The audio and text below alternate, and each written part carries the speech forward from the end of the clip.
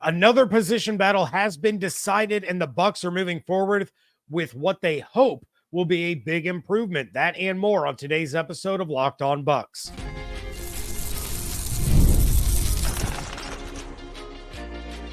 You are Locked On Buccaneers, your daily Tampa Bay Buccaneers podcast. Part of the Locked On Podcast Network, your team every day. What's up, and welcome into this episode of Locked On Bucs, your daily podcast covering the Tampa Bay Buccaneers, part of the Locked On Podcast Network, your team every day. I want to thank you for making Locked On Bucs your first listen review every single day. Don't forget you can subscribe or follow for free on YouTube or wherever you get your podcasts. And of course, you can follow along on Twitter. I am James Yarcho at JYarcho_Bucs, credentialed member of the media covering your Tampa Bay Buccaneers as deputy editor of SB Nation's BucsNation.com. Here with you every Monday through Friday, along with the everydayers. And for that, I want to share my appreciation for your continued support of the show. One of the ways you can support the show is become a Locked On Bucs insider. You're going to get news, rumors, updates, general thoughts, one-on-one conversations with me via text message. Go to joinsubtext.com/LockedOnBucs or click the link in the show notes to become an insider today. This episode is brought to you by Game Time. Download the Game Time app, create an account, and use code LOCKEDONNFL for $20 off your first purchase. Terms apply. Some highlights coming out of joint practice with the Miami Dolphins, and we are going to talk about that coming up in a little bit. But let's start with the official announcement of another position battle winner. So earlier this week, it was reported and then later confirmed by Buccaneers head coach Todd Bowles that Graham Barton was going to be the starting center for the Bucs this year. Well, the battle at starting left guard has been decided, and it will be former New York Giant Ben Bredeson. Bredeson was, of course, signed in the offseason along with Sua Opeta as the two of those competed for the starting left guard job. And now, of course, that competition, while guys like Elijah Klein and Xavier Delgado played their butts off and were pretty impressive in the preseason, that competition was kind of over the moment that Sua Opeta went down with the torn ACL. I don't really think anyone was of the mindset that Klein or anyone else was going to come in and steal that job away from Bredeson. But let's not discount the accomplishment here. Bredeson's main competition may have gone down early in training camp, but he has not looked like a player that did not earn this starting job. In practice, in preseason, he has looked like a massive upgrade over Matt Filer and Aaron Stinney from last year. And let's not forget, when we have seen Bredeson on the field in the preseason, he has not had Tristan Wirfs on his left side. He has played with both Robert Hainsey and Graham Barton on his right side, but he has not had Tristan on the other side. So, he can be even better once the best left tackle in the NFL joins that offensive line alongside him in actual game situations, not just joint practices and, of course, preseason games. Sometimes what a player needs is a change of scenery, a change of scheme, a group of coaches, players, front office guys that believe in them. I know it's the second time this week that I've used this player as an example, but Shaq Barrett is living proof that sometimes you just need that change of scenery and that opportunity. Jason Light and his staff believed in Shaq's abilities and felt he deserved a legitimate shot, and then Shaq went on and made the most of it. Now, Ben Bredeson has the opportunity to do exactly the same thing. Bowles was also asked about the status of backup center Robert Hainsey and whether or not the Bucs have plans to move him around as a depth piece at multiple positions. And Bowles said, quote, "We're trying to move him around some. We're going to try to move him around. It's hard to do in the game when you only get 2 or 3 reps in practice, but as the week goes on, we'll get some more movement and try to place people in case of emergency."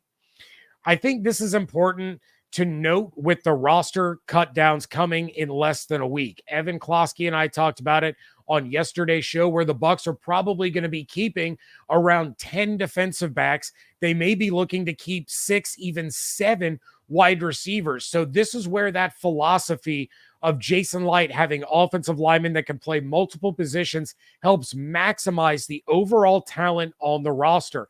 Instead of carrying 10 offensive linemen in addition to 10 defensive backs and 7 wide receivers, I mean, that's half of your roster right there. Now you can carry 8 offensive linemen, and that opens up an extra spot or 2 at other positions. Now the Bucs are going to look to Robert Hainsey, who is an absolutely phenomenal depth piece for the Buccaneers to have, but they're looking to him to be one of those swing players that can fill in for 2 or even 3 positions in case they need him to. If they're going to train him at left guard, my assumption would be they're also going to train him at right guard so that he can play any of the interior positions. At Notre Dame, he played on the outside of the line, so he has experience at tackle. This opens up a lot of possibilities for the Bucs if they need to call on him to fill in anywhere across the offensive line. Obviously, first and foremost, he is the backup center. He has 2 years of starting experience there, and it's likely where he's most comfortable at this point in time. But God forbid something happened to Bredeson or Cody Mauch in week 3 or 4. And while Elijah Klein has impressed and seems well ahead of schedule in terms of his development, the Bucs may opt to look to a guy like Hainsey with that NFL experience to fill the gap between where Klein is now and where the Bucs want him to be before they throw him out there on the field in regular season action.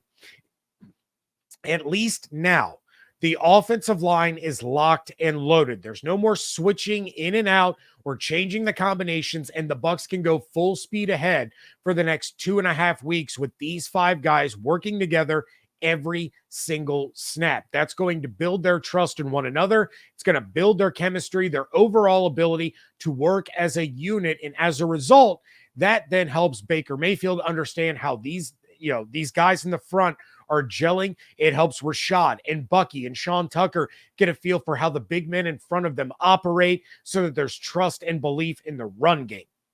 It makes you kind of wish that this decision was made maybe a little bit sooner, but at the same time, you understand why it wasn't. The Bucs had to get this one right. So if it took until the last week of preseason to get there, 2.5 weeks out from the regular season, then that's what it took.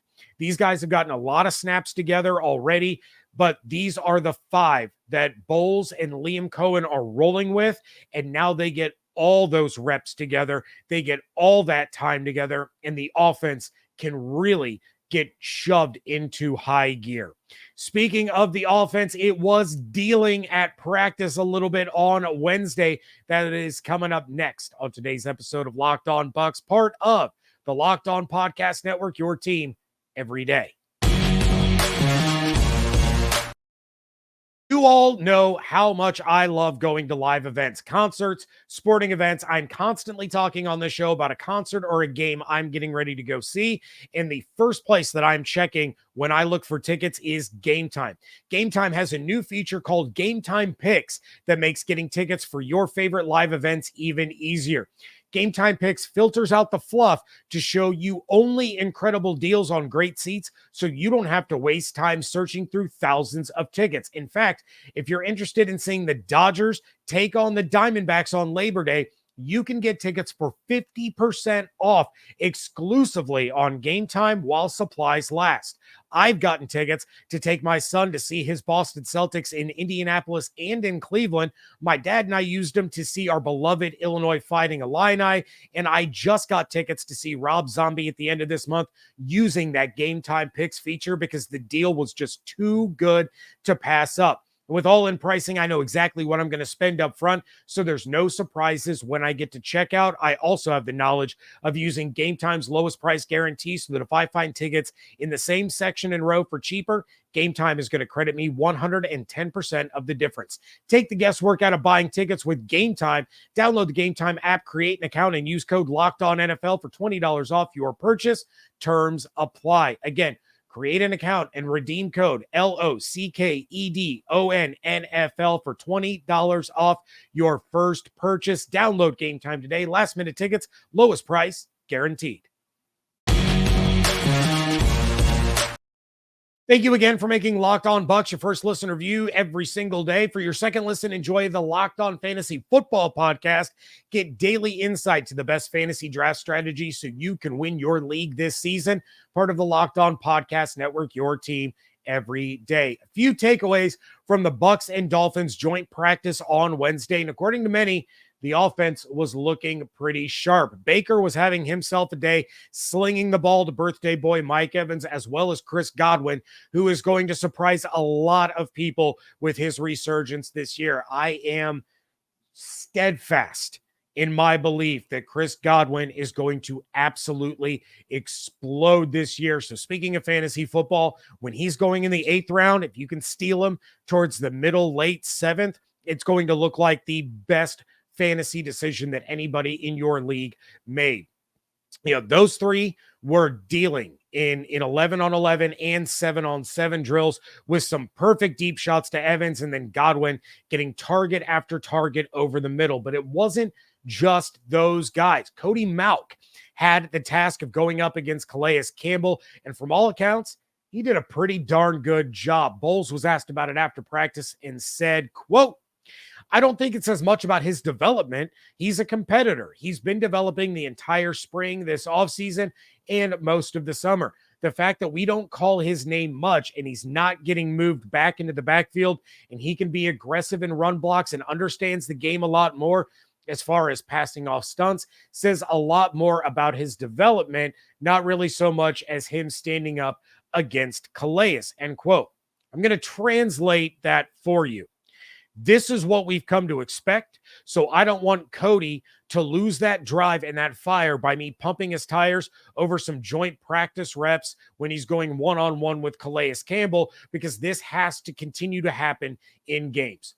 Bowles knew that Cody Mauch did a great job, but instead of pointing out one or two plays that he made in practice against Campbell, Bowles made it about overall things that he's improved on since last year in kind of generalized terms rather than that one specific matchup that he was asked about. And I love that. It keeps that fire and drive for Cody while also saying, hey, you've been doing a great job, but we need this to continue. You're going to face other guys that are as good, if not better, than Campbell. So make sure that you're sticking with those things that you've worked on since last season, through the spring, through the summer, through training camp, that you're not getting pushed into the backfield, that you're aggressive in the run blocking, that Baker knows that he can sit in that pocket and you're not going to let a guy pass him and create pressure on the interior. So nicely done by Todd Bowles there in answering that question when he's asked about a specific matchup and instead says, no. This is all about the work that Cody has put in and the improvements that we've seen over the 2023 season. Beyond that, the running game had another good day, and I think I'm going to have to get out ahead of this a little bit and admit that I was probably wrong about the running back room when I talked about it throughout the summer and ahead of training camp. Chase Edmonds, if he's on this team at all, is going to be behind Sean Tucker on the depth chart.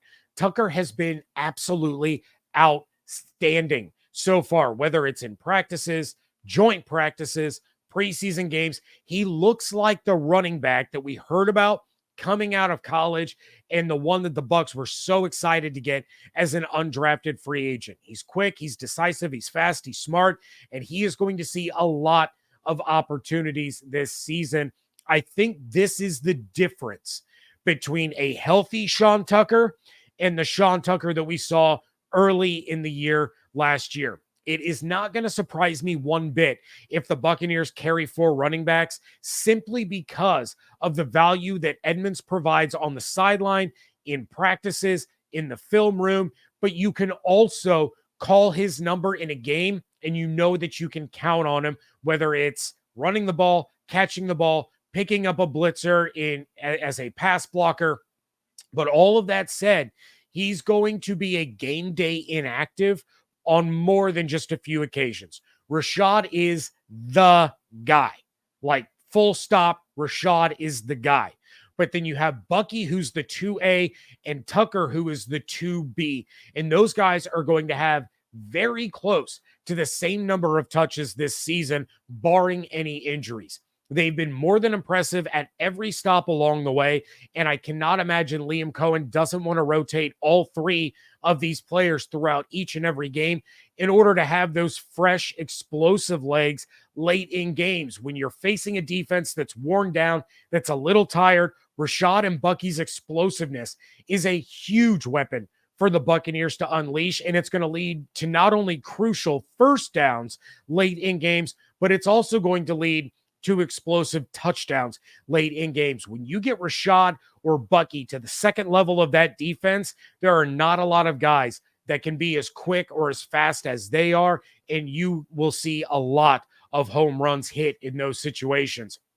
But think of how important it is to have all three of these guys running the ball effectively and being pass catching threats, because that is going to help the play action game immensely. Bowles talked about it on Wednesday saying, quote, if you can get the running game straightened out, play action passes are everything.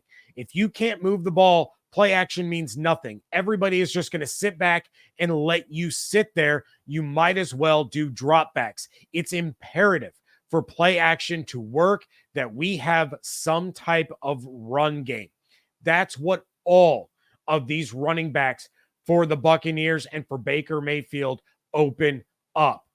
You know, we know how dangerous Baker was last season in play action. When you have Rashad and Bucky and Sean Tucker clipping off 4.5 yards a carry, and they are all legitimate threats, that means on these play action passes, and you can freeze the defense a little bit. You got Mike open. You're going to have Chris over the middle in mismatches against linebackers who had to be frozen at the line of scrimmage because they had to respect what Rashad or Bucky or Sean can do. It's going to open up so much for this passing game. This Buccaneers offense with Liam Cohen behind it can really be one of the most dangerous in the NFL with all of the weapons that they have accumulated. But it's not just the offense. Defensively, there was a standout player in the joint practice against Miami. That is coming up next on today's episode of Locked On Bucs.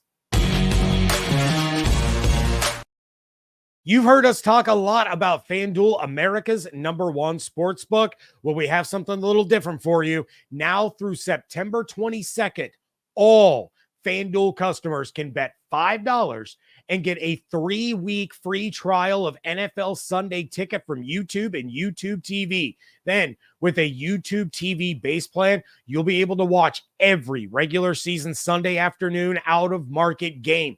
All you need is a Google account and a current form of payment, and you can cancel at any time. Right now, the Chiefs and 49ers are tied atop the Super Bowl odds at plus 600, while the Buccaneers are at plus 6,500 to win the big game and have fallen even further to plus 340 to win the NFC South. But the early line has them as 3.5-point favorites in their home opener against the Washington Commanders. Meanwhile, the Edmonton Oilers are the early Stanley Cup favorites at plus 850, and the Boston Celtics are the favorites to repeat as NBA champions at plus 300. Just visit FanDuel.com/LockedOn to download America's #1 sportsbook. Wrapping things up here on a Thursday edition of the Locked On Bucs podcast. Zyon McCollum, sir, you need to intercept passes in games the way you are in practices. We talked about it a few weeks, maybe a month ago, that Zyon had taught his brand new bride how to operate a jugs machine so that he could work on his hands to prepare for this upcoming season when he was being thrust into a starting job as one of the outside corners. He came out and said that he wants 6 interceptions. That's a mark that hasn't been hit by a Buccaneers corner since Aqib Talib back in 2010. And every time I turn around, I'm hearing about how Zyon had another interception in practice. This time, it was an interception of Tua Tagovailoa on a pass intended for Braxton Berrios. On top of that, he had a couple of red zone pass breakups during 2-minute drills, including one in the end zone that would have been a touchdown.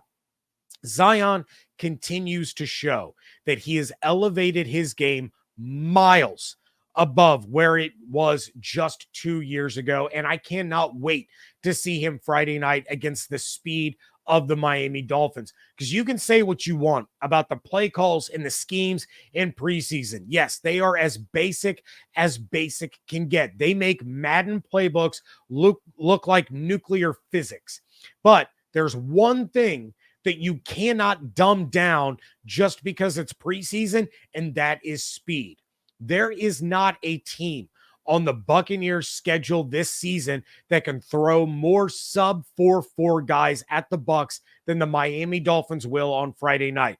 Tyreek, Jalen Waddle, Devon Achane, Raheem Mostert, Jalen Wright. They have a 4x100 Olympic track team playing football out there, and I want to see how Zyon does against them in a game to see where he is now versus where he was this time last year. Todd Bowles, of course, talked about him with the media on Wednesday, saying, quote, he's had a good camp. He's playing the way he plays. It doesn't matter who is out there. He's got a job to do, and he comes to work every day with a professional attitude, end quote. He just keeps getting better. And hopefully that's a trend that continues throughout the season, where he continues to get better. And then come November, December, Zyon is playing the best football that he has ever played in his life, because it could mean the difference between winning a must-win game in mid-December to keep you in the playoff hunt, or to keep yourself ahead in the divisional standings, or sitting at home and watching playoff football. Zyon is going to get picked on early and often.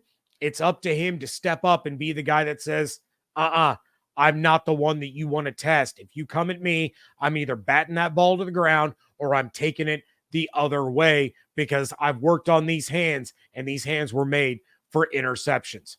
Couple more notes here to cap things off. Cody Thompson had another incredibly impressive day, regardless of whether it was Baker or Kyle Trask throwing him the football. He is making a late push to make this football team. Evan mentioned it yesterday that Thompson might just steal the roster spot right out from under Sterling Shepard if the Bucs feel like they have to keep that wide receiver number a little lower to open up a roster spot at another position group. But Thompson is looking absolutely fantastic. And Shepard, I like him. You guys know when he signed, I loved the move. I loved the reuniting with Baker Mayfield, but he hasn't been out there.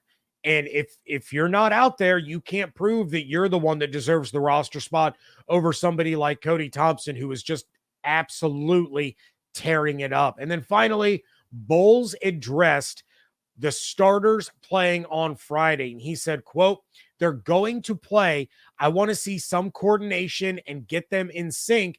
I don't have a set number of plays, but they're going to play. I'll get them out when it's time to get them out. You got to give us the first half, Todd. I mean, come on. You want them to get in sync, get into a groove. It's going to be, it has to be more than 1 or 2 series. It has to be more than 10 or 15 plays. Give us the whole first half, maybe even into the third quarter, the way the third preseason games used to be before they cut one off the schedule.